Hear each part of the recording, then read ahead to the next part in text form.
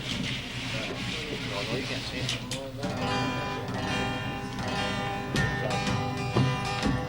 We're back again another year to add for you a show. We're going to entertain you the best way that we know. So sit back now and watch us as this concert we begin. We hope you will enjoy it from beginning to the end. We work real hard together about a month or so. It hasn't been real easy to get this on the go. And I will introduce to you the cast of the show. We know that you all know us 'cause we're all from Virgio. Bernice and Barbara here again, they came from in the reach. There's Gloria and Robert who came in from the beach. He'll join in again this year, he comes from Muddy-O. Jessie, well, she lives down around the Bacon Hole. Cynthia is here with us, and also there is Joan. We picked up Condon Bird on the telephone. Doug is here with us this year, he works for our town. Then there's also Millie who wouldn't let us down. Then there's George and Joan, they came from the same way. Wayne is also with us, he don't have much to say. 6 farm and 8 Burnets made up our cast of 14. And now that we are ready, we will add the first scene. Now that we are ready, we will add the first scene.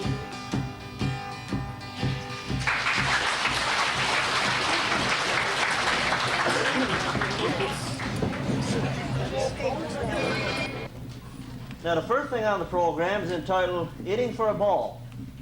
Now, the characters in this is Mary, Martha, and Lucy Martin.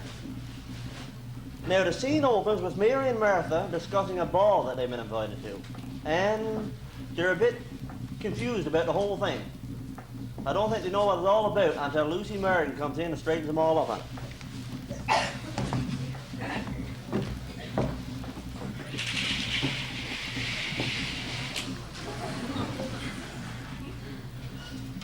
I wonder what if I got entertained mail. That must be Martha. Come in, Martha, come in! Come in! I got something to tell you today, Martha, my dear. I hope you knows what it's all about, for I don't. Just got this invitation here from the Poor You Best Fire Department asking us up there to a ball. You know, see, Martha, my dear, I don't know how to play ball. Well, the even says Dave Gilbert's going to be up there. Well, I don't know what he's going to do unless he's going to referee. But that's not the best of it. They played in Lion's Den. Well, you know, see, Martha, there won't be no winter left in that place. What, say, Mary, is that in a lion's den? But what's they going to do with all the lions, my dear? If they get so poor your best, it never be the same no more. And that they won't, Martha, my dear. I was supposed to have taken them out and chained them on the bridge till the ball game's over, but that's only I know. Hi, ladies. Hi. How are you girls doing today? What's on your minds? My mate, Mary just got this sure letter, look, from the Poor You Best Fire Department, asking we to come up there for a ball game in a place marks all they lions. And that ain't the best of it. Dave Gilbert's going to referee, too. Lucy, my dear, I got this your letter, but I just can't understand why they ain't having the ball amongst a crowd of lions. You know, Lucy, them lions could eat we all. Oh, didn't I tell you? I'm invited, too. I just bought this gorgeous new dress at the Savings. My dear, you should see it. I know I'm going to have the best looking dress up there. Just feast your eyes on this. Well, my maid, why'd you go to work and buy that for? Like better if we want savings and got one of the half-price jogging suits, isn't it? You look nice, my dear, running down that there dress and wearing a pair of AOL shoes. You got no fear of our lion running after you, my dear, because he wouldn't get his gut full if he did eat. That's how you got. You have no taste. Right enough, Martha, my dear. And lions would give I a red jogging suit for Christmas, and that's just what I'm gonna carry up there. Oh, no. A dinner, a fireman's ball is a dinner and a dance that the town council put on every year for their firemen to show the appreciation they do for the work, all the work that they do for the town. Dave Gilbert, he's going to be there because he's going to be the guest speaker. But Lucy Martin, why is the in Lion's Den? I just don't understand it. I guess, Mary, my dear, we'll do some dancing too. The lions comes after us. Yes, exactly. Well, Margaret, that's just what we will. No, my dear. Lions look just like our firemen. Well, our firemen don't look like no lions to I, Lucy Martin. No, and they certainly don't look like no cats or dogs either. No, I don't know how to explain it to you. Let me see now. Let me think how I can explain this to you. You see, lions, they're a club of men.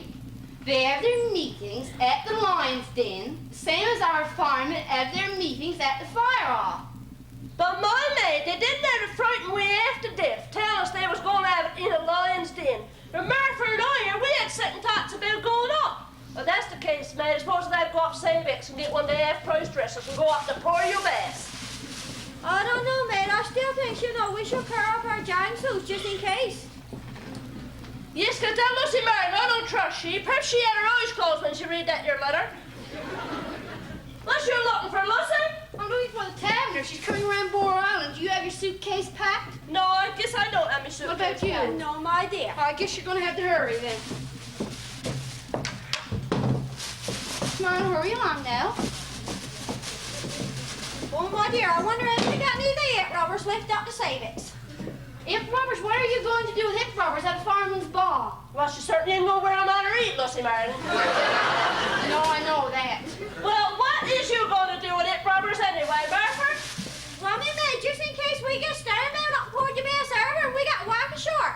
Cause I ain't get my feet wet for nobody.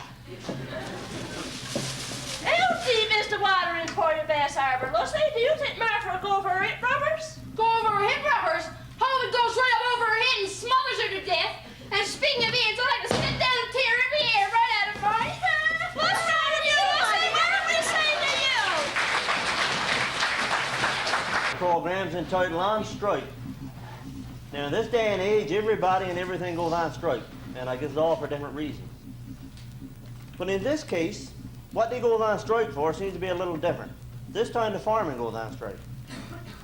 Now, the scene opens at the fire hall where there's a couple of farmers sitting around in a yarn. Now, immediately following this skit, that the screen will close and it'll open up again for a song entitled Happy Firefighters.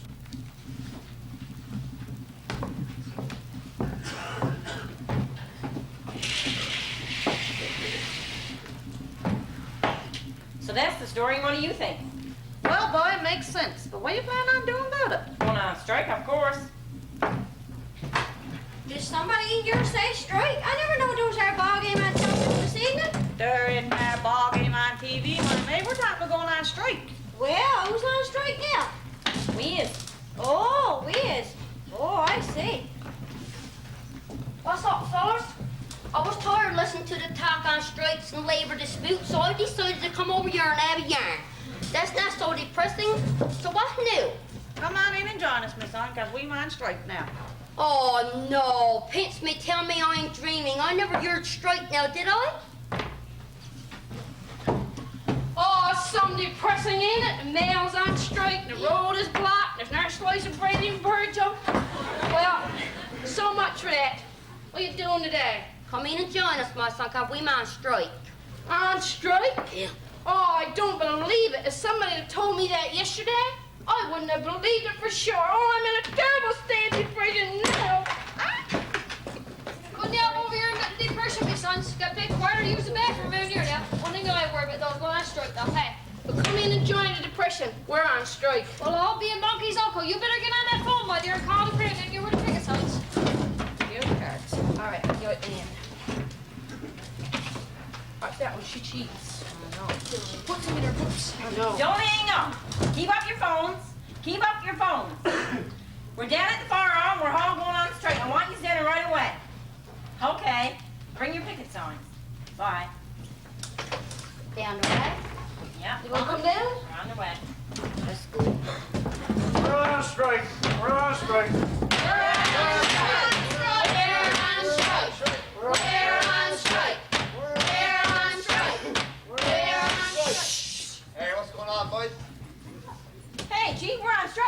Strike? I don't understand. You fellas are volunteers. You don't get paid. People go on strike because they don't get paid enough money. What's your problem? Well, we don't have enough lawyers. All. Y'all came right away. Chlorine don't please McGuire must have back in town. Thank God. He sure knows how to get a depression. I didn't want to go on strike with him.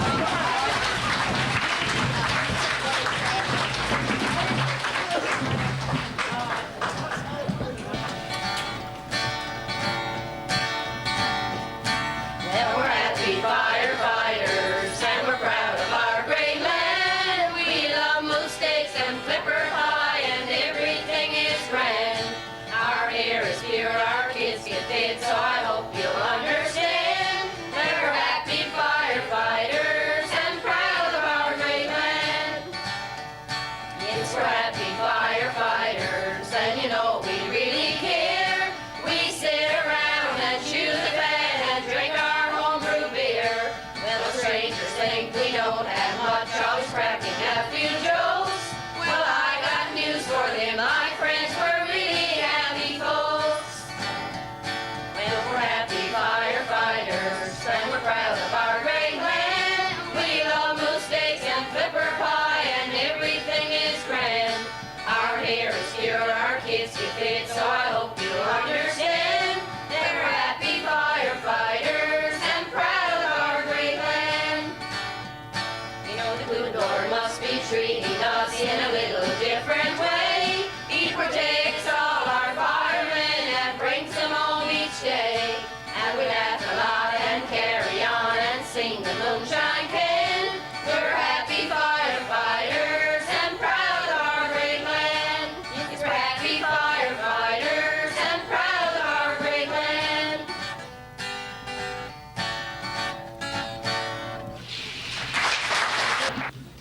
Now, the next thing on the program is entitled The Price is Right. Now, this is based on the popular television program, The Price is Right. But I think you'll find out that the chance of winning the car in this one is, well, is impossible. But I think you will get a big kick out of Barker's Beauties.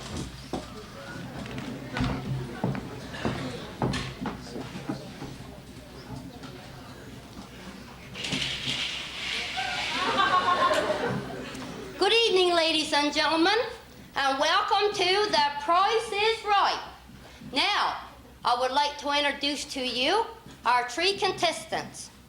From In the Reach, we have Miss Prissy Pringle. Come on down. You are the first contestant on The Price is Right.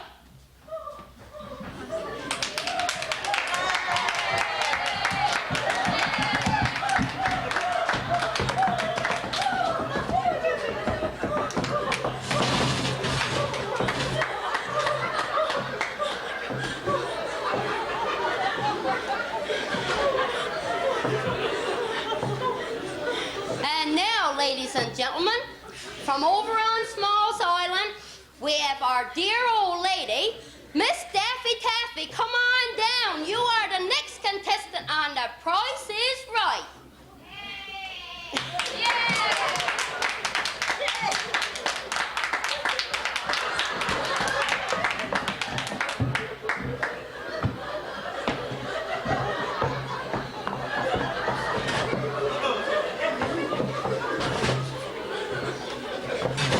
And now, ladies and gentlemen, from Muddy O, we have our dear old fisherman. Uncle Mose, come on down. You are the next contestant on The Price is Right.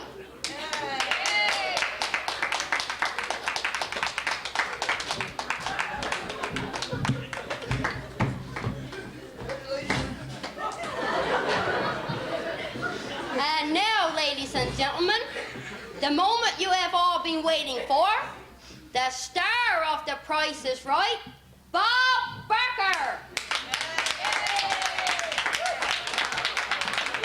Good evening, ladies and gentlemen, and welcome to The Price is Right. That's right, where everyone's a winner. But first, I'm going to introduce to you Barker's Beauties. First, we have Marvelous Martha.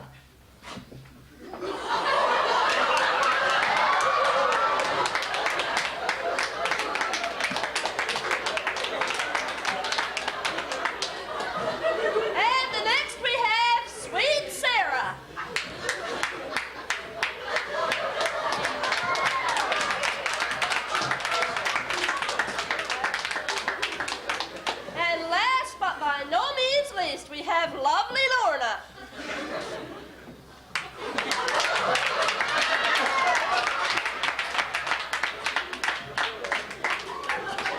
Aren't they lovely, ladies and gentlemen? We will bring our ladies back later on in the show. Thank you, ladies.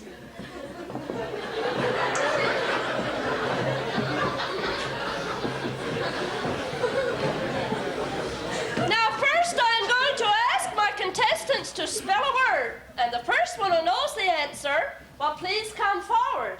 Your first word is going to be detergent. Okay, Miss Pringle, come forward. Okay, spell detergent. D-E-T. E-R-G-E-N-T? Congratulations, Pringle! Bring in the prize, ladies, please.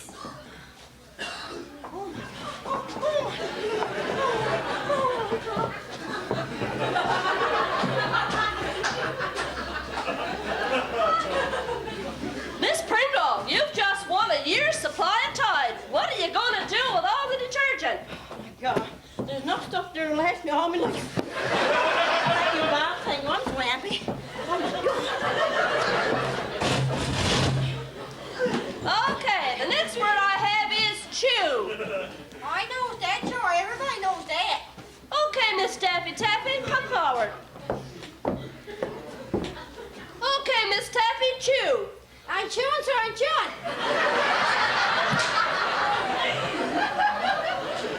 I mean, spell the word chew.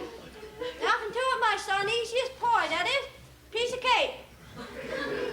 C-H-E-W. Congratulations, Miss Taffy. Bring in the prize, ladies, please.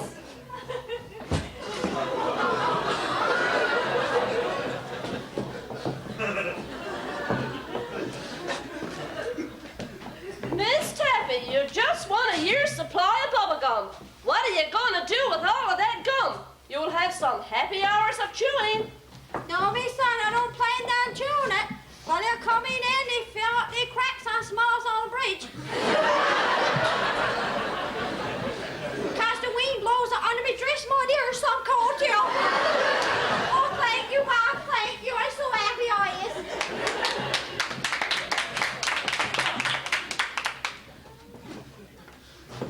Now, Uncle Mose, you being a fisherman and all, I've got just the right word for you. The word is fishing vessel. Fishing vessel, my son. That's easy. Fishing vessel. That's spelled D-O-R-Y. What did I win? Well, you didn't win anything, because you certainly don't spell fishing vessel D-O-R-Y. But maybe Miss Pringle there, she might wash your feet for you. And maybe Miss Taffy Taffy, she might need some help filling up all them holes in Smiles Island Bridge. Never won nothing. Might as well go back to me old fishing toy. This is Bob Barker saying so long. Help control your pit population. Get your pits spaded and neutered. Come in, girls. Bye-bye.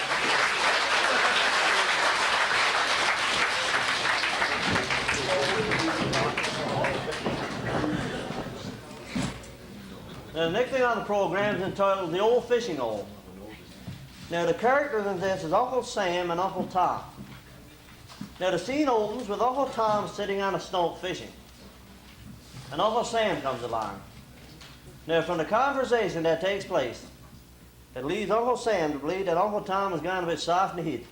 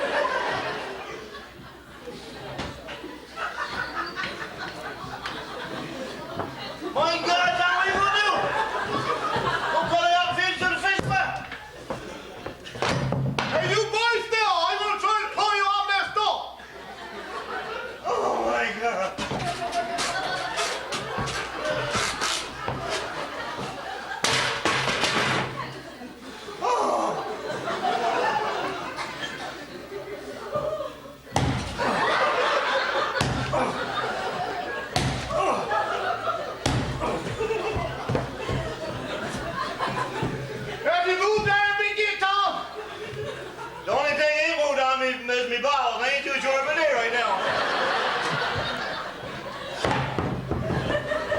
My God, Sam, don't you start that thing. Sam, don't you start that thing. I'm getting loose now, Sam. Sam, I'm loose. I'm loose.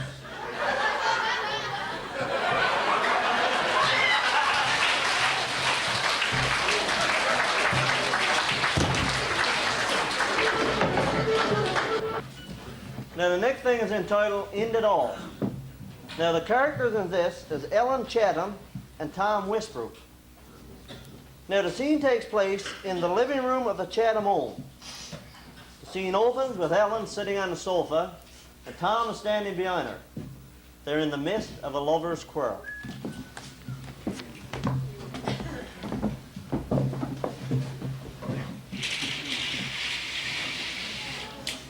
But Ellen, dear, I honestly couldn't help it. That's a likely story. Why won't you believe me? I believe only the truth, thank you. But I am telling you the truth, Ellen. Didn't you take Marie Nudge home from the dance Saturday night? Answer me that. Yes or no? Yes, but I told you That's enough. You answered my question. There's nothing more to be said. I thought I could trust you, but I see you're like all the other men. Unfaithful. But I've explained it to you 100 times, Ellen. You and I were both invited to the dance and you wouldn't go. Couldn't go. Okay, couldn't go, so I went on alone. I had a right to do that, didn't I? You did it, whether you had a right to or not. And that fellow Marie came with, he had to leave and go home early. So I told Marie if she wanted to stay, I'd take her home later. The fellow she was with didn't seem to mind, so I don't see why you got me so unreasonable about it. So I'm unreasonable now, am I? Well, you are about this. That's right, call me names. I'm not calling you names, Ellen, you know. Sometimes I could just haul off and Yes, you try to strike me, you brute. strike you. Great Scott, Ellen, you know I would never do anything like that. I would never strike you. That's just what you was going to do, strike me. First you call me names and then you practically knock me down. I love you, Ellen, you know I do. And I suppose you show it by taking other girls home from the dances. Oh, I give up. Sometimes I just feel like ending it all. That's the first sensible thing you said all day. I haven't done anything wrong, Ellen. I don't see why you got to take such a narrow-minded view of this. The only gentlemanly thing I could do was take Marie home. If you were a gentleman, you wouldn't have gone on to the dates without me. But we were both invited. I asked you to go and you wouldn't go. I couldn't go, I told you that. So what was wrong with me going on by myself? Because it's the same thing as going out on me or leaving me flat. Oh, I see I can't make you understand. I understand too well. That's why your unranded trick has failed. You may be able to fool some girls, but you can't pull anything over on me. Well, I guess there's not much use in me saying anything more. None whatsoever. You're merely wasting your breath. Your father seemed like me. Father has peculiar tastes. Now, your little brother, he never did care too much about me. But then again... My little brother is a child of great intelligence. He takes after me. Well, I suppose I'll have to say good evening. You better say goodbye. Is this the end? What more can you expect after such actions on your part? Isn't there anything I can do or say? If the time comes when I'm strong enough to forgive, then perhaps I'll take you back. Under certain conditions, of course. Is that all the hope you can give me? That is all. You may never see me like this again, Helen. I want you to know that if anything should ever happen to me, I hold no ill feelings against you. In the years to come, I hope that you, too, will think of a lonely man who once loved you. In the quiet of the evening, think of a heartbroken and lonely man who still remembers. Goodbye, Alan.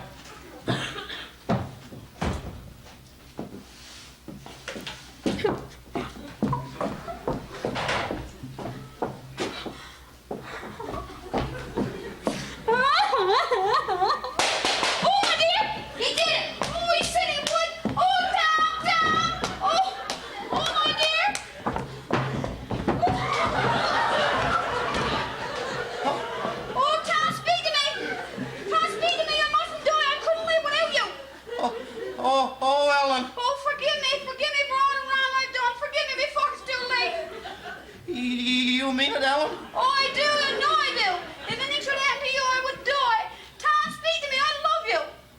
I love you too, Alan. I know you'll always love me. But this has been the worst experience of my life. And if I never get my hands on that little brother of yours, I'll break his neck if he puts any more loaded firecrackers in my coat pocket like you did just now.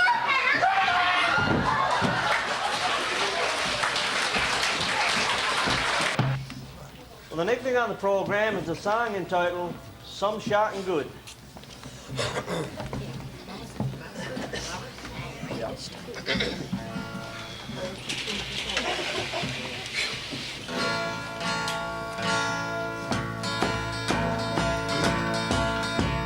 We travel way down east this year to see our parents' place and meet our grands and grandmas who never seen our face. Their customs and their words were strange, but be it understood that everyone we met back home was some shocking good. My grandpa took me fishing in his dory down the bay. You talk about the big ones that didn't get away. We brought them in and cleaned them up for winter like you would. And what we ate for supper tasted some shocking good. Some shocking good, oh top, some shocking good. Everything we did back home was some shocking good. My grandma learned me how to cook the scaffold for the boys with piggy duff and riblets, beef pudding and doughboys. I helped her clean the dishes and fill the stove with wood. I loved it when she told me I was some shocking good. Sweet talk and a smile. We cook and clean and knit a bit and then we rest a while. We try not to spoil it, but teach her as I should. Respect for God and everything is some shocking good. Some shocking good, my ducky, some shocking good. Everywhere we had a time was some shocking good. Our holidays are over now, we're heading up along. We're very sad to leave here, we'll be back before long. It's a grand old place to visit, we stay here if we could. It's nice to live where everything is some shocking good. Some shocking good, old trout, some shocking good. Every way we turn we found it some shocking good. Some shocking good, my love, some shocking good. Everyone we met back home was some shocking good. Everyone we met back home was some shocking good.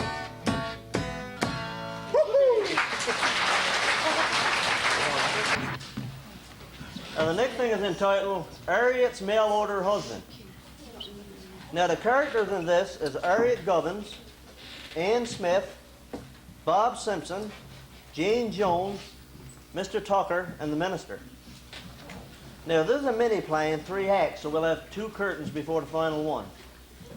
Now Act 1 opens in a very dirty kitchen with Harriet and Ann sitting around the kitchen table.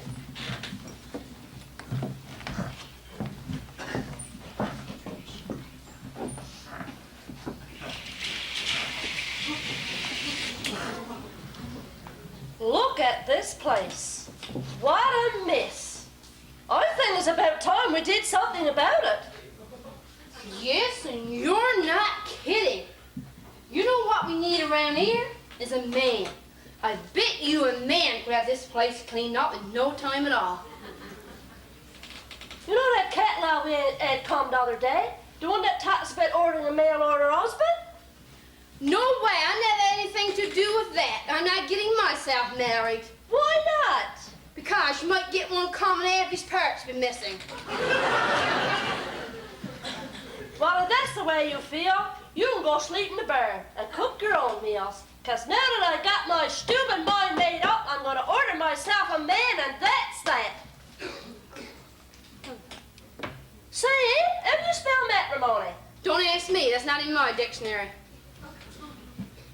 You think I should order for somebody good looking or a good cook? Well, it really don't make any difference because you're not going to get either. Well, just listen to this. How does this sound? I'm looking for a good-looking man who will make a good husband.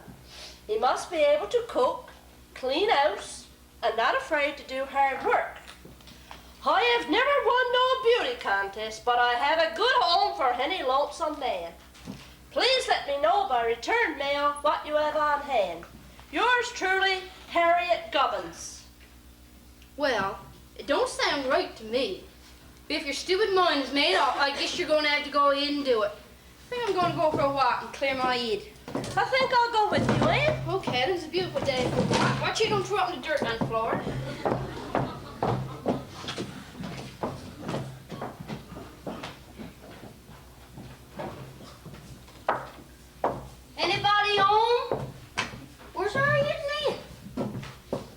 we sure need some helping hands around this dump. It's a sight worse than mine. What's this? Dear sirs, I'm looking for a good-looking man who will make a good husband. He must be able to cook, clean house, and not afraid to do hard work. I have never won no beauty contest, but I have a good arm for any lonesome man. Please let me know by return mail what you have on in. Yours truly, Harriet Gubbins. Well, I'll be darned. Harriet's advertising for a husband. Well, that takes the cake. I wonder what Elaine thinks about that. No mail order husbands for me, 'cause I like to know what I'm getting. It's just like Harriet to order one by mail. I no return on that, whether she likes him or not. What's new today, Jenny? Nothing much. I just dropped over to see if you had your mind made up whether you're going to sell that fur coat or not. No, I'm not going to sell it. I might want that for myself one of those days. Oh, gee, I sure would like to have it. Say, Harriet, you ought to get married. Somebody help you clean up this dump. Well, if any likely man should come along, I just might ask him to marry me.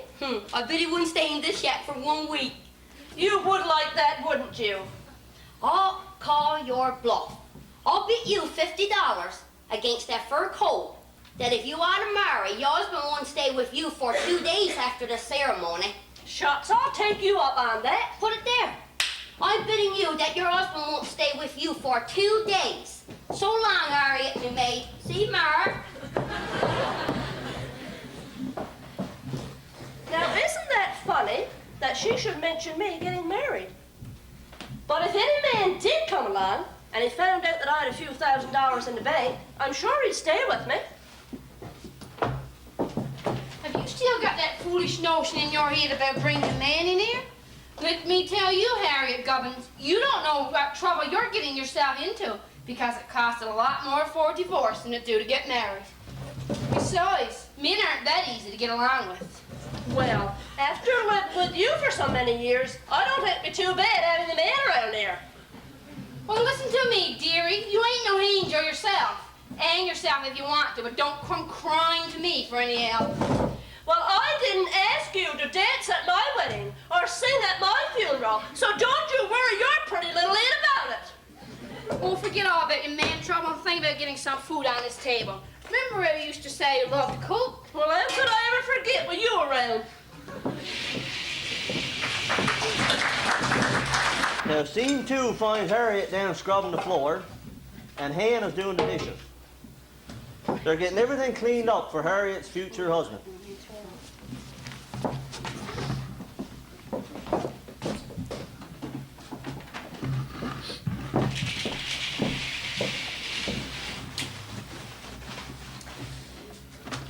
My gosh, we better hurry and get this place cleaned up if I plans on getting married here this afternoon. That's for sure. You know, Han, now that it's getting so close that I'm getting cold feet. I don't know if I like having a man boss me around, but then maybe he won't be the bossy kind. I'll get it. Hello? Who? Harriet Gubbins? Yes, she's here. Well, I guess you'll have to come along. Okay, then you do that. Okay, I'll see you in a little while. Bye-bye. Who's that? Now what you going to do? That was your man friend. Jane Jones was down to the station. She's getting him a taxi to bring him up here right away. Hurry on and go in and change your dress. I'll finish cleaning up this mess. Gosh, Ann, you wouldn't want to get married, would you? No way. You hoarded him. You figure out what to do with him. Look, I ain't never been called a coward in my life. I'll face the music even if it means wedding bells. Call up Bob Simpson and tell him to get over here right away. I can see that this is the beginning of the end.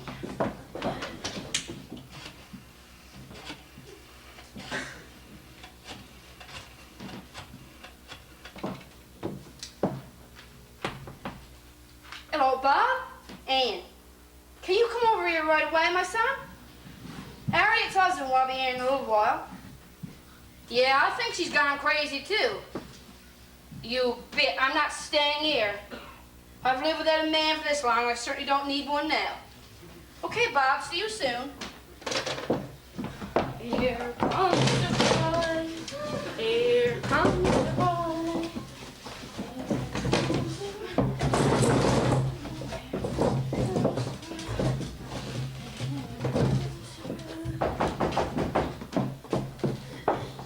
Oh, come in, Bob.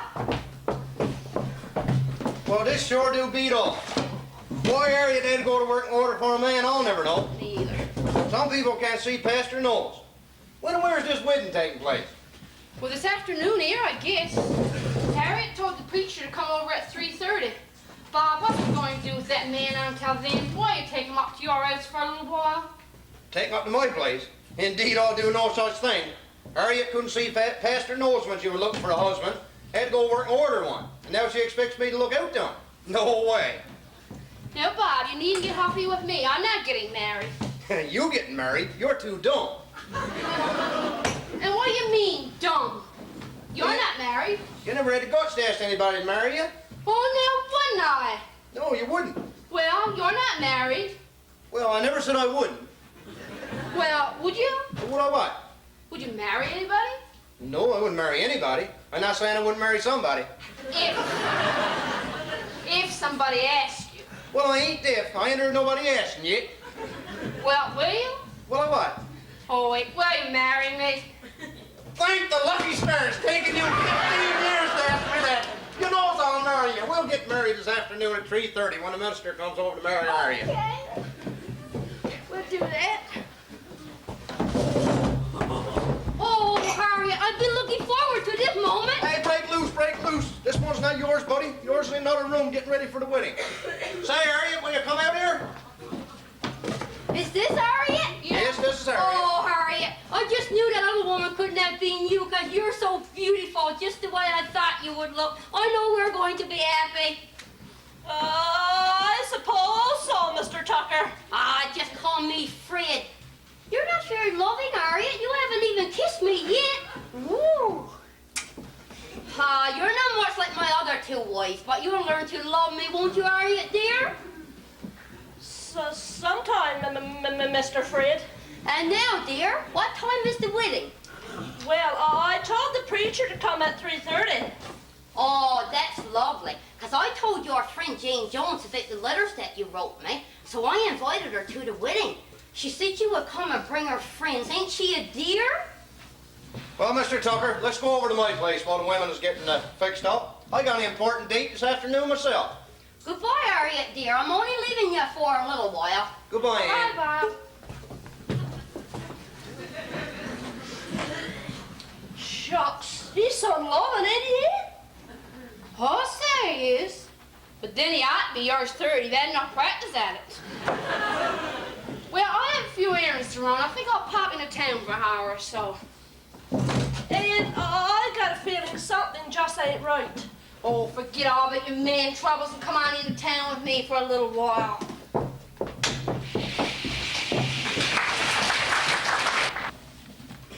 Now, Act 3, you find Harriet in the kitchen, and she's having second thoughts about the old wedding. But remember, the bit and the fur coat.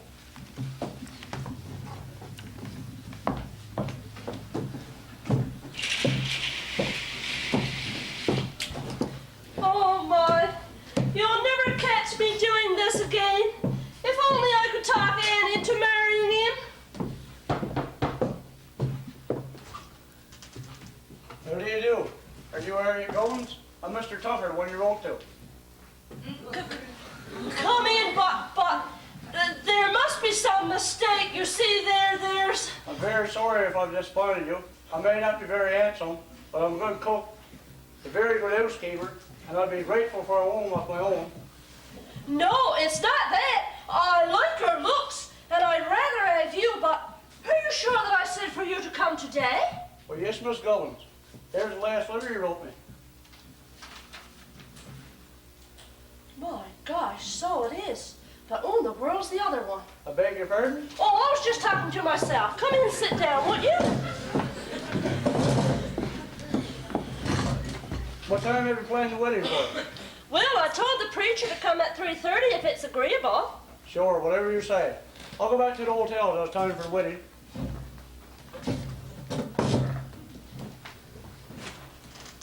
gosh, 2 of them, and which is which?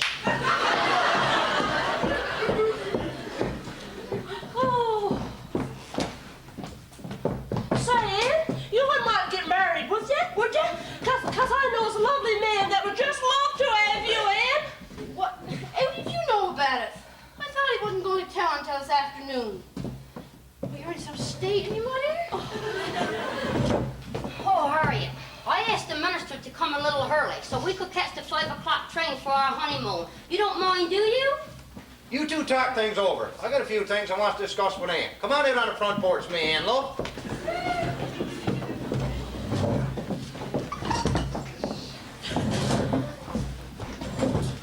Oh, Mr. Tucker, I've got something to tell you. I've got a terrible temper. You probably won't want to marry me now. Oh, don't let that bother you. I got a terrible temper myself. But that's not the worst. There's a lot of insanity in our family. 5 or 6 went crazy. And I got 2 uncles in jail for robberies. I could turn out bad myself, you know. It would not be right for you to marry me. I'm not frightened. My first wife was always crazy and my second wife died in jail. But that's not the worst, Mr. Tucker. I get the crazy fits, and when I do, I'm very dangerous. No, you shouldn't marry me. Stop all the confessions, Harriet, because I'm going to marry you, and that's that.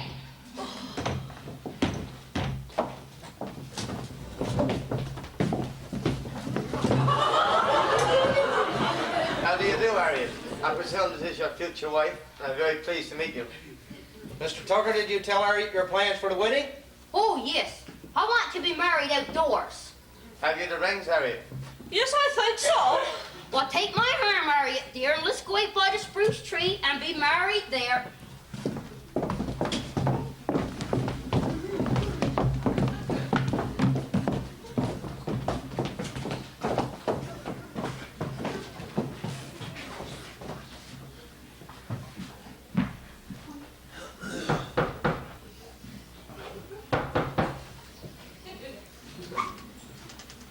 Are you here, Miss Gubbins?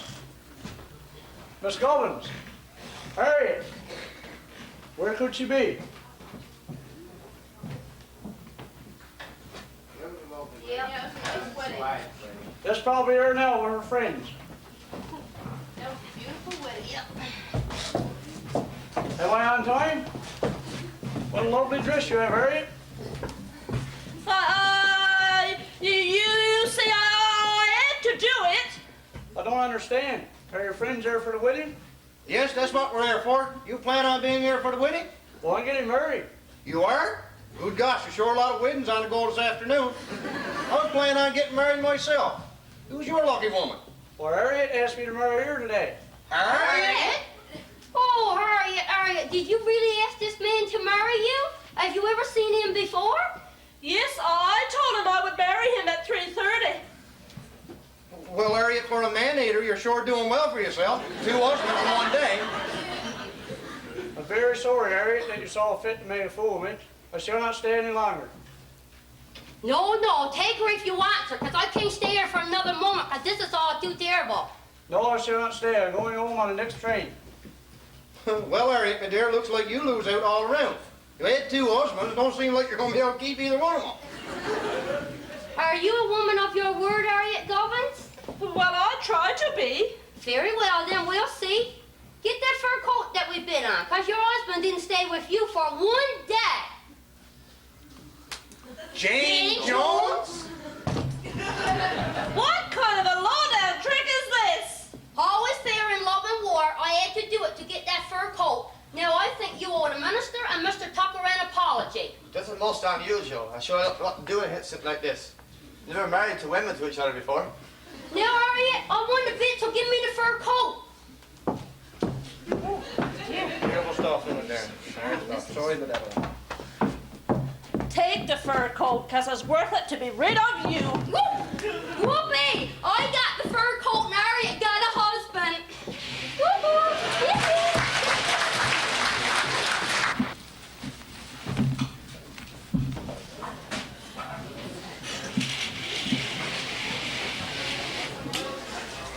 Good evening, ladies and gentlemen. We welcome you to our fashion show of the year. We hope you will enjoy our models as they come forward on stage, modeling fashions that can be worn any time of the year. If you remember last year, one of our models was pregnant. Well, tonight we have that same lady with her baby. The rest of her family will follow. First we have the mother and her baby.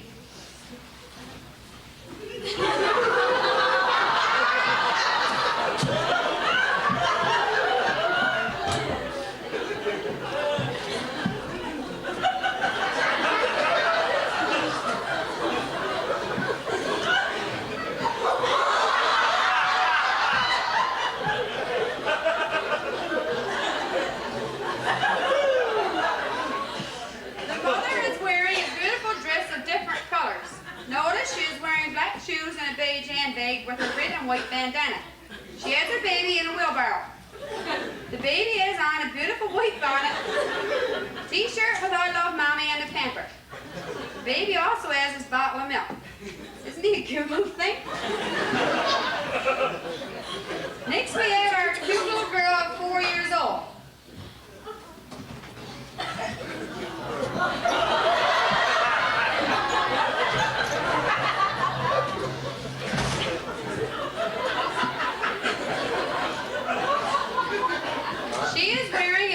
Pink sundress with flowers. Also a pair of blowers with pink frills to match your dress. A white hat, handbag, sunglasses, knee socks, and sneakers.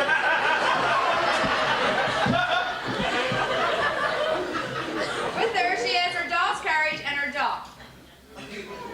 Cute little girl, what do you think? Next we have the twins.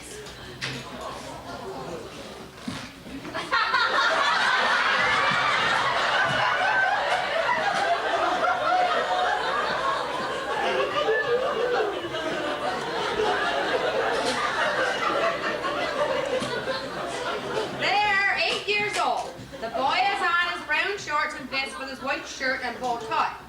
His twin sister has on her brown skirt and white blouse with frills. She also has on white socks and sneakers to match her brothers. Don't they look gorgeous? Last we have the big sister.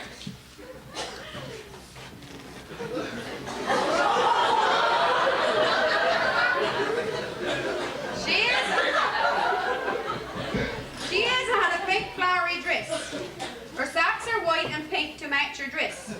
Notice her handbag with pom-poms and her big yellow green brim hat.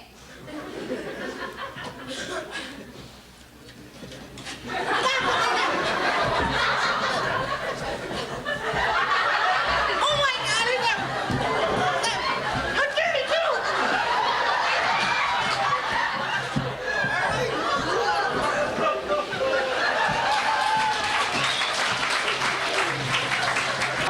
The teacher, Miss Beasley, is being given a very rough time by a very unruly bunch of students.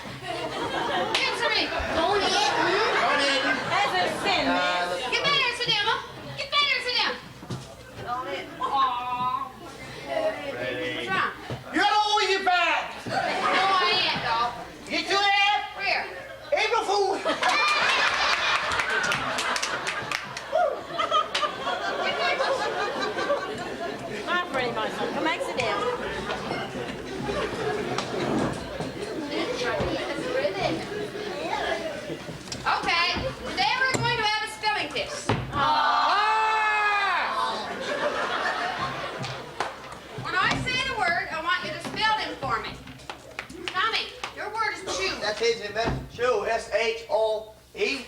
No, Tommy, I mean like chew gum. Well, Pa told I you spell shoe S-H-O-E and that's how I spell it.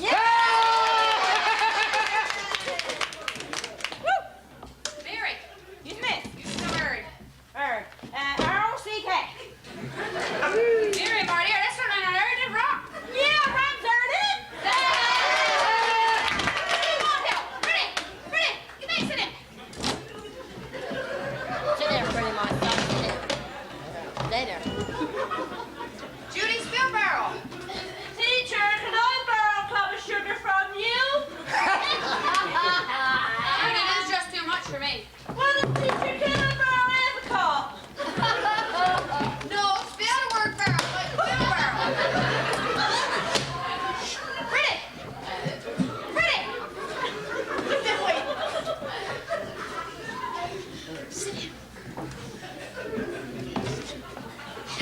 Now, spell the word like wheelbarrow. B-A-R-R-O. Yeah.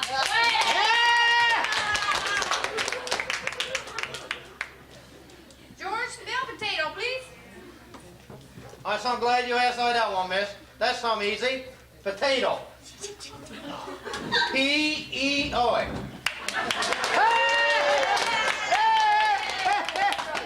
George, whatever gave you that idea? Well, that's the way it's spelled on that big. We got to do.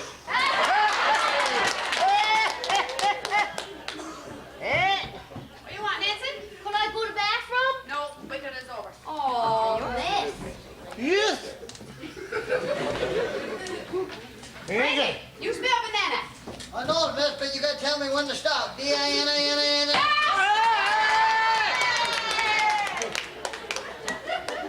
I can see very well your spelling test is not working out. I'll try something else.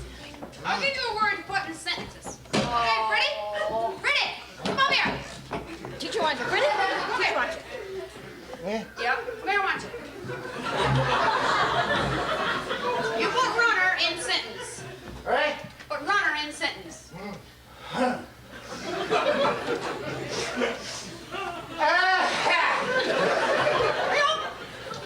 If you see my sister on my bike, run her down!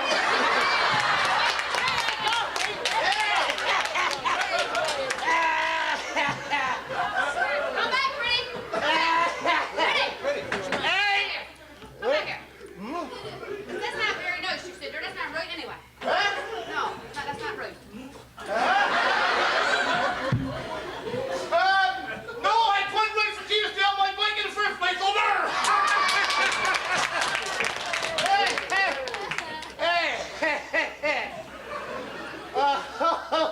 Susie, your word is C-A-R-R-O-T, carrot. Carrot. Give me both eggs to make you carrot.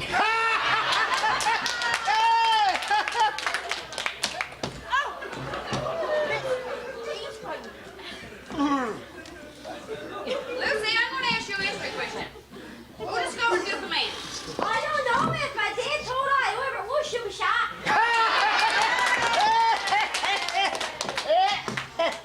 Sally, what's the capital of Newfoundland?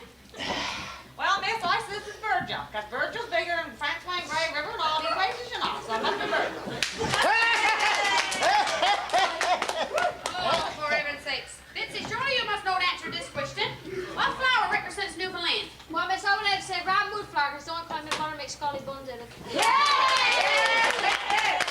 Ready? Sit in. Sit in.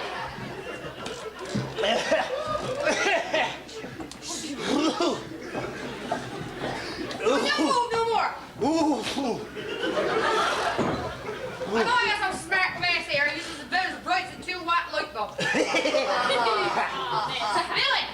years ago we didn't have no electricity. Can you imagine where we'd be today if we didn't have no electricity?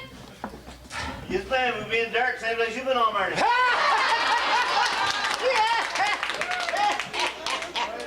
Oh, goody. Nancy, surely you must know the alphabet. Stand up and sound, please. A, B, C, D, E, F, G, H, I, J, K, L, M, N, O, Q, R, S, T, U, V, W, X, Y, and Z. Well, very good, but what around do you be?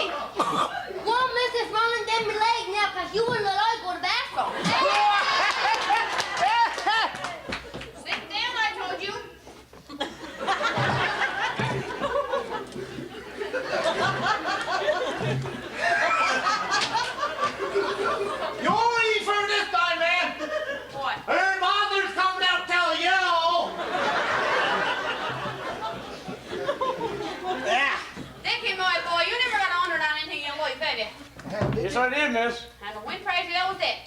my mother took my temperature.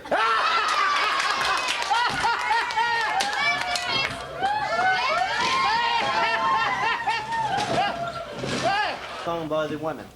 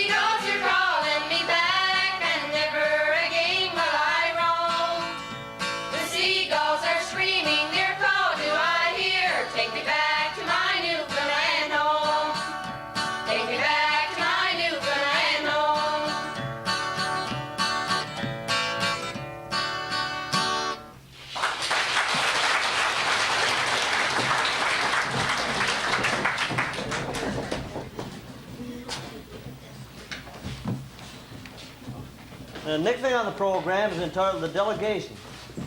Now the characters in this are the Provincial Minister of Transportation and a delegation from Burgeo.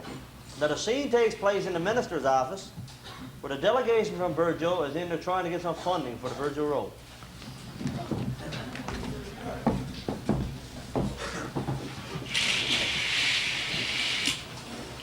Yeah, this is Ron Dahl, Minister of Transportation. $200,000 indicated for the Port-au-Port Peninsula, $1.6 million for the Burin Peninsula. No, same as usual, none for the Burgeo Road. Very good.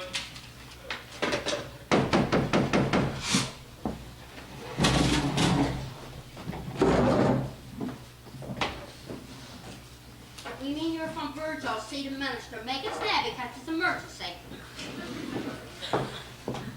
Sir, there's a crowd of delegation people from Burgeo here to see you. There ain't there again, I guess, about the Burgeo Road. Would you pull the file on that road and pass it over here and then tell them to come on in?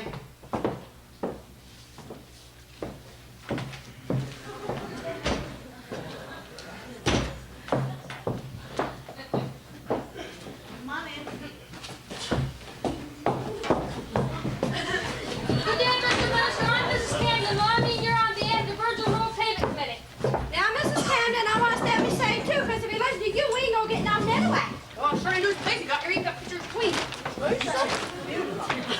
understand you fellows want to get the Virgil Highway paid. I wonder, do you know how much money is involved in a project like this? Oh, yes, sir, we knows all that. We don't know. You ain't got no money to give us our payment now, have ya? You couldn't care less about our Virgil Road. My son, look, there's not so many ups in my old scrub board back home. I seen that Virgil Road in there. That's right. That's right. Give it to him. Mr. Mercer Sarah's right, you know. Oh, come now, can't be all that bad. Oh, no. That's why you takes my son. We had to go through mountains of snow iron this your building to get in here. And so did I had to go in hospital. I got me toes froze. Snow and mud nearly all mixed together. Well, Sarah, you don't look too bad yourself. No, my son, I ain't come in here and get some bread and milk for my children. Because if that road still not be out, my son, we be all staring dip out there. Oh, that's the most ridiculous thing I've ever heard. My son, don't you watch our Virgil Community Channel? Well, our mayor, Mr. Lloyd Waters, he's on there all the time talking about our road conditions. You don't know nothing, my son. Yes, we want money for that Virgil Road. How do you expect for me to get anything done in there? When that stuff in there don't work, that ain't broke down. Now, while you're dishing that money to melt the snow, throw in some for the pavement, cause that road wouldn't be as bad as it is if it was paved. Well, how do you people propose to raise the money? Your council back in Virgil, I mean. Well, he's got to put up water sewer tax. That should bring in a bit of money, don't you think? And don't forget the money to make some dogs. Mr. Mercer, did he makes money on dogs back home there, you know? That's right. And you know, personally, gonna even tax the cats back there.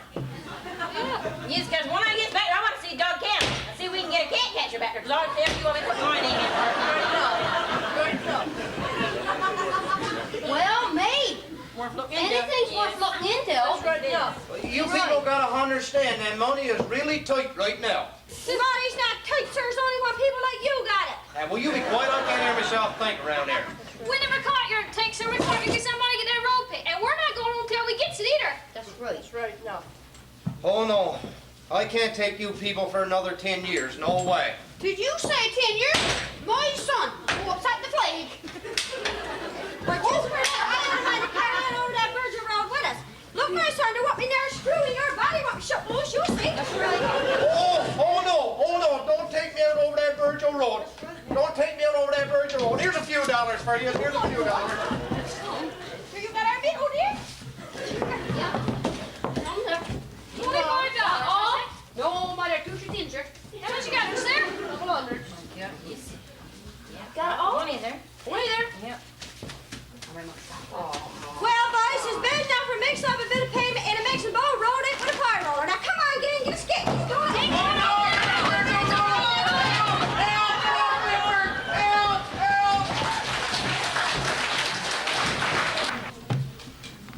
Now the next thing is entitled Return of the Philpotts. Now the characters in this is Uncle Moles, his sons Hilliard and Sam, the ticket person, the whole woman, Clarabelle, and the policeman. Now this is a mini play in 5 acts, so there'll be 4 curtains before the final one. Now, any of you what was here last year remember Uncle Moles and Hilliard, where Hilliard went to Montreal and Uncle Moles had to go after him. Well, Act 1 finds Uncle Moles and Hilliard sitting at the breakfast table, and Hilliard is planning another trip.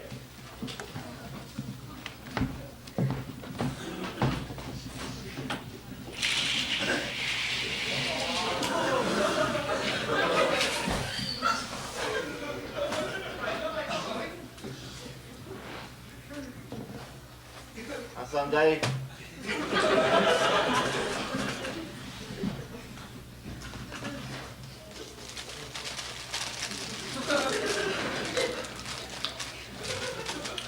You certainly cook some good cornflakes, Daddy. How can I answer? You got it all gone. Slow down, buddy. Slow down, I tell you. Slow down. And I never cooked that cornflakes. I went to the shop and got it and come in the box like that. You cooked eggs? Oh, yes, I cooked these, son. Yeah. Well, you know, you try to eat one like this. Might smart you up a little bit. I got something to ask you, Daddy. I know this must be good, then. me. Now let her go. You see, I'm getting pretty tired sitting around here day after day doing nothing. And what else to do? I think it's time that I got out and done something. Go up to Montreal somewhere and maybe even find a little woman or something. Oh, yeah. Yeah, I thought so time. Yes, I thought so much. I ain't got over the last 3 years trip you took. Get there, you was talking about another one. That get me some more trouble. Oh, me heart, me heart. Hey, there, my son, I'm gonna tell you something. You ain't gonna be the difficult, cause you'll never learn. But Daddy, I'm 30 odd years old now. The time I got out and seen some more of the world, done something. Maybe even find a little woman get married, eh? Married? Well, what's the matter with Fanny Snook, my son? I'm sure she's nice enough. Cause she's been like a mother to you, sure. Yes, Daddy, and she's old enough to be my mother too, she is. Sure, Daddy, she's older than much, she is. No, I don't want that. I want one of these pretty little French ones, you know? I tell you what, you let me go out to Montreal for one week, and if I can't find her, I'll come back and live with you forever, okay? I don't know him before I can take it down one of your spleens. But then again, I don't know him before I can take you live what I ain't forever either. So I'll tell you what. You go and get that shirt that you can't find the rabbit stew on last year, and I'll get it cleaned up so you can go in on the bus tomorrow, okay? Oh, thank you, Daddy, thank you. I'll make you proud of what yet, Daddy. Because you're the best daddy in the whole world, you are.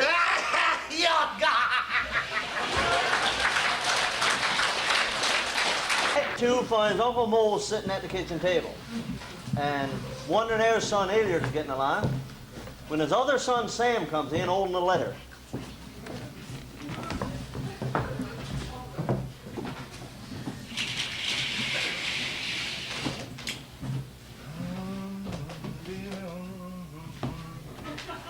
Look, Father, look, a letter from Elliot, look. Look! Ain't nothing else you can say, Sam? Nope. No. Look. Now what is it, me son? It's not a letter from the mounties, is it? Now that your brother's gone up there with the Frenchman all week on your lifetime. This could be a letter from Mr. Devon saying he put your brother Elliot off in Peter's Strike somewhere. No, sir. Wouldn't surprise I not one little bit, Samuel. Now, my son. Just mark another little day up to Daddy Phil Pot. That's you. Eh? That's you. Yes, you. Eh? Will you learn how to read, you, Samuel? I went to school in the Iron place. Yeah. What? You never went to school, Sam? I did. Sam, you tell Louis, Sam, you never went to school. Yesterday. And what did you learn, Sam? Looky, look. Look, I gonna tell you something, Sam. The only thing you caught in school was the lights. Now, let's see what we got here, Sam. For the Lord's sake, Sam, I'm gonna tell you one thing right now. Must have been a awful size airplane brought this all the way down yonder. What we got here, Sam? Well, Sam, I don't know what's it. It'll be an awful mess. Yuck. Hey? Yuck. Yuck? What does that mark do? Yuck. Well, what is it, Sam? What's it on here? Lassie. Lassie? Yes, they gotta be from area, because every time he sits down, he gotta have the lassie with him. Now, let's see what we got here, Samuel. Now, move over, Sam. You make me nervous. Hell, I'll be my condom, Sam.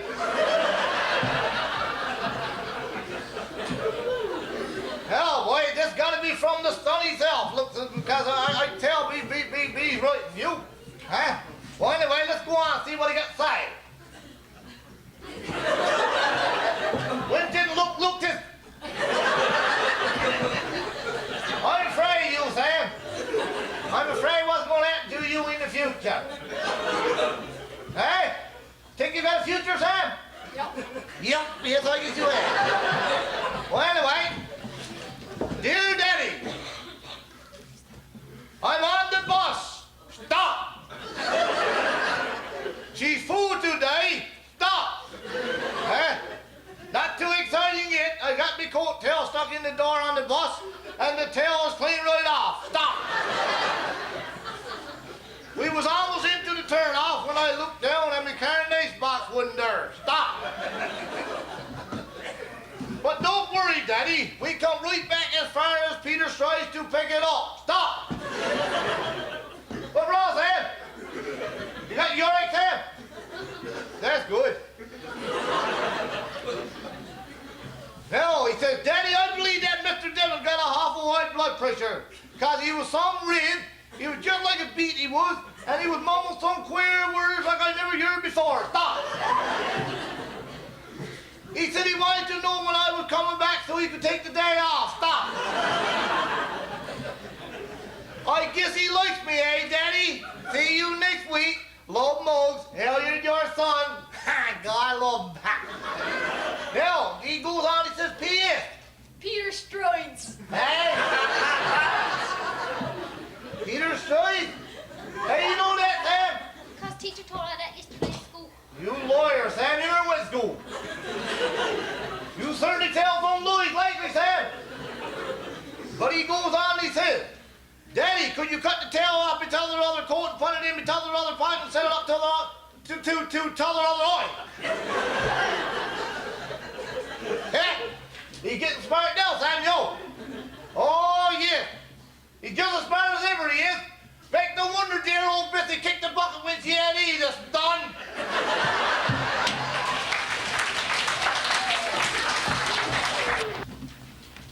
Now, Act 3 opens at the airport in Montreal, where there's a crowd of people sitting around waiting to get their tickets. Hilliard is there, and he's acting his stunned old self as usual.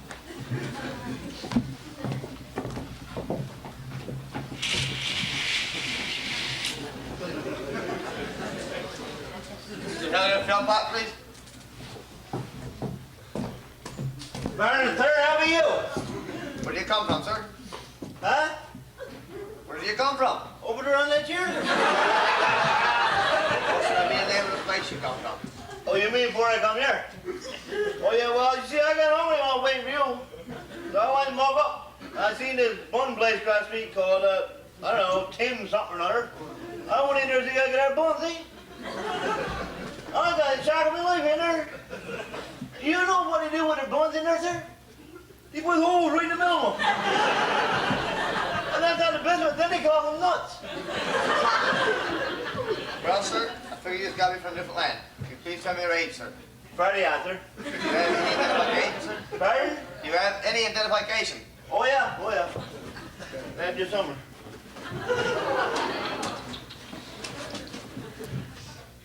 Yeah, that's all right there. So I can't take no more of this. Can you just grab a seat somewhere? Thanks, please.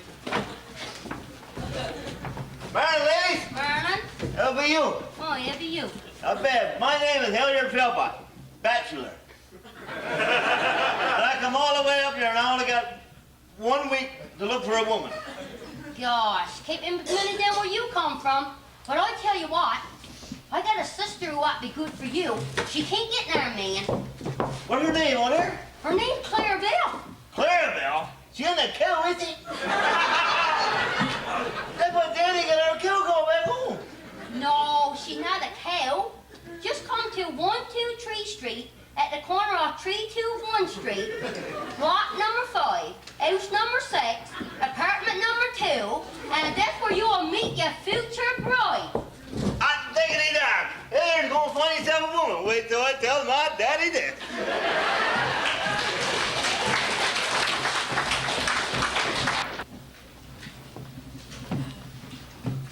The scene now switches back to Uncle Mose's kitchen. Now Uncle Mose sitting down at the table talking to himself.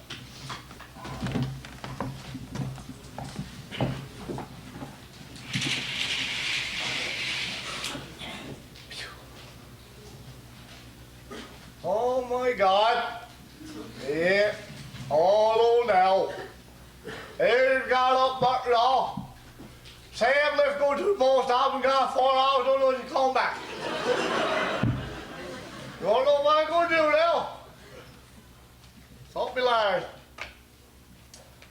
Oh, I wonder how the poor son is doing now. He's been gone almost a week. I ain't got no call from you yet.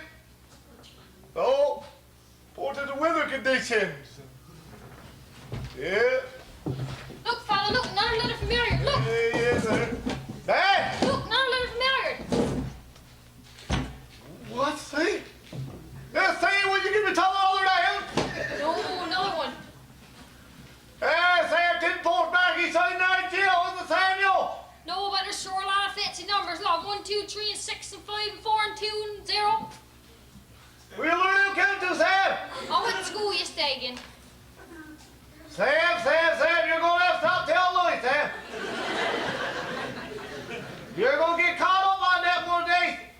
Yes, you're going to end up worse spot than you is. That's what you're going to do. Here, let's see what you got there. Now, there's no eating tell to this, Sam. Hey. Oh, don't tear it up, Sam. Oh, yes, Savey. Save, you save. There's some missing sickness on that too, Sam. Hey. There you go, Sam. Well, what's in there, Sam? Hey. Lassie again.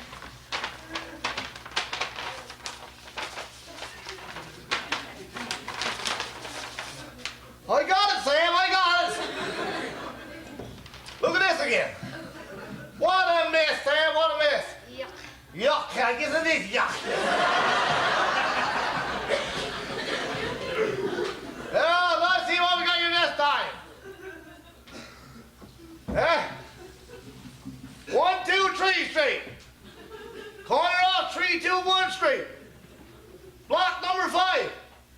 House number 6. Apartment number 2. Room number 4. Bathroom number 10. And me boot size 7s.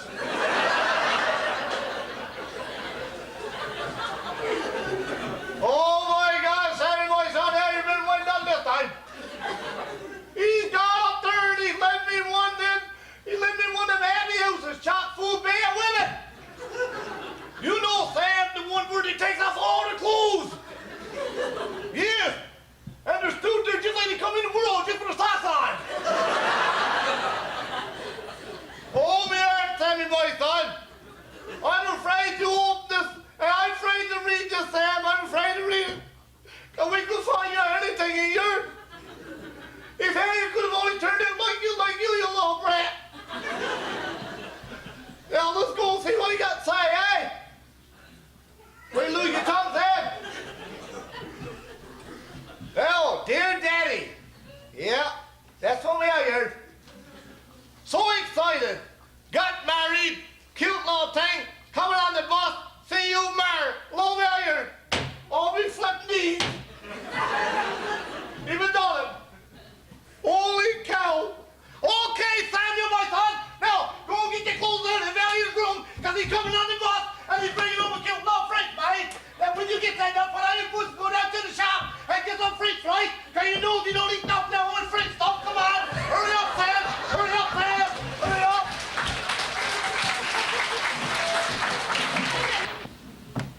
Now, Hack 5 finds Uncle Moles in the kitchen dusting and cleaning when there's a knock comes on the door. Well, this is it. Hilliard is back with his cute little French maid. And what is about to happen? Can Uncle Moses Eric stand the strain?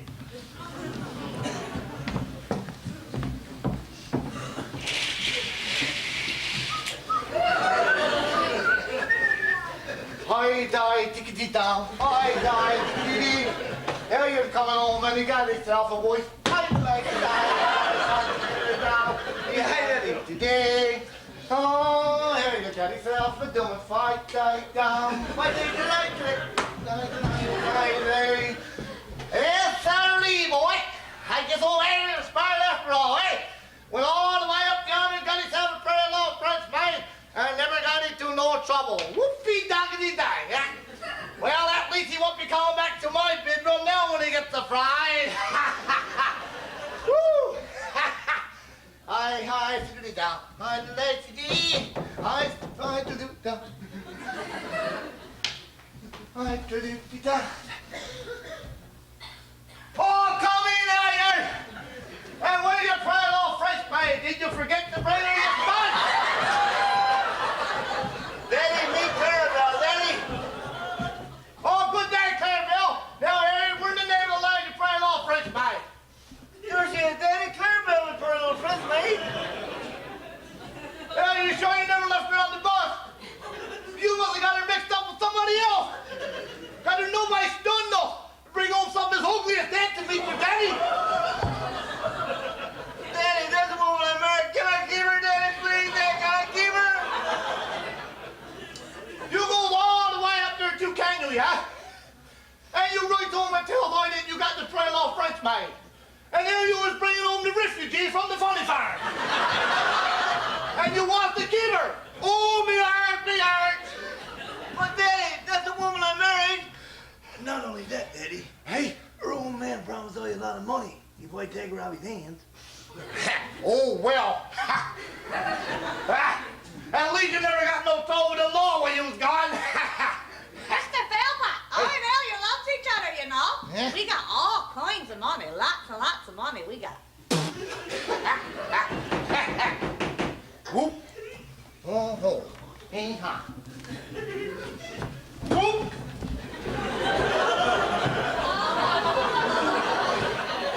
Good day, sir. Is this the Moles Philpott residence? That's right there. Who want to know? I do, sir. Mr. and Mr. Hilliard Philpott here. Yes, sir, I'm here, and so I'm a pretty little French maid. Well, Hilliard, you and your pretty little French maid is under arrest. Huh? Well, for Mr. Manny, we ain't done nothing. Sure, me and Clarabelle ain't done nothing. Big hit till I go out of my daddy, right? Well, Hilliard, you see, there was a bank rob, and there was 2 robbers got away with a carnation box full of money. Daddy, Daddy, I'm a pitcher, Daddy, I'm a pitcher. Hey, you young stun, you mean you've been framed, not pictured? Daddy, I remember exact words your old man told her. You give away that money. He told her, he said, you marry that Tinkerbell or whatever her name was. He said, I give you a box of money just so you go and get rid of the old bet. Well, we got lots and lots of money, you know. You had the right to remain silent. You had the right to remain silent. Daddy, I'm a pitcher, Daddy, I'm a pitcher. You had the right to remain silent. Oh, me heart, this is the big one, Bessie. I'm coming with you tonight. I'm coming with you. And we'll have the fireman's prayer, the fireman's wife's prayer, and after the fireman's wife's prayer, we'll ask everyone to stand and sing the Ode to Newfoundland.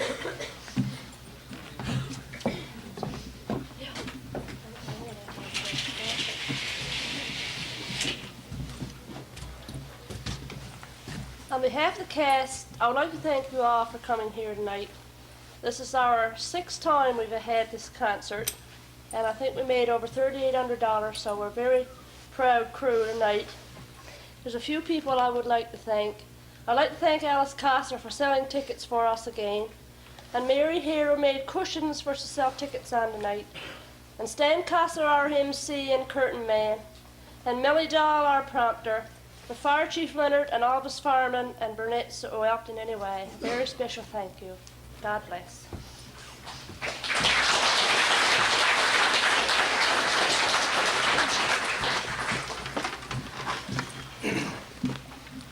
When I am called to duty, God, wherever flames may raise, give me strength to save some life, whatever be its age.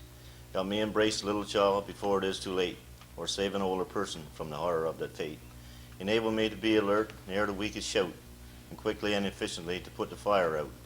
I want to guard my neighbor. I want to fill my calling and to give the best in me, to guard my every neighbor and protect his property. And if according to my fate I am to lose my life, please bless with your partaking, Anne, my children and my wife. She's a special kind of woman, a cut above the rest. That's a firefighter's wife, rating her among the best. How many goodbyes are shouted without the fond embrace, as duty steals her husband for the danger he must face. How many goodbyes are many meals are ruined, or tender moments disturbed by the well of a distant single sparkling loyalty and swerve. It's a devil of a job for an angel like this, who for the love of her man must forsake that kiss. She can run a garden tractor, even paint a room in need. How she can stretch $1 is a miracle indeed. She's a mother, lover, dietitian, and nurse. She's the living symbol of, for better or for worse. Rich is the man reaping in his rewards in life, who chose to be the other half of a firefighter's wife.